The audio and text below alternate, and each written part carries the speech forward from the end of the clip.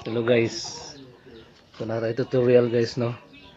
Kabalo ba mo kung saon ninyo pagpahumutan ninyo ang balay para sa anong mga namo sa hotel, di ba humot kayo lang balay. So mora ni ilang technique guys. So una guys no, magkuha ta og kuton.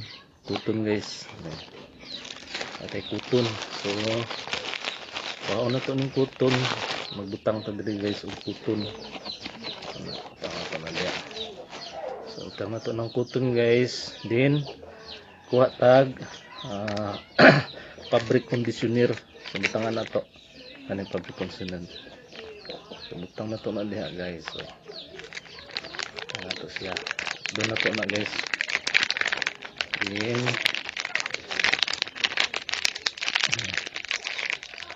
ito na siya. Human kuha tag asin. Gamay lang asin, mga tunga sa kutsara. Tunga sa kutsara lang guys, atong butang mga asin diya guys. So then next na to, butang na to ang butangan na to alcohol. Gamay nga alcohol kana. Siya guys. So mao na siyang technique guys. So mao ni ibutang nimo didto sa ilawom sa inyong kwarto, sa inyong katre. So humot na kayo na guys. Ang kuan na dili na siya amoy nga murag fabric. Ma-feel nimo nga kanang ang humot niya murag naagid sa hotel.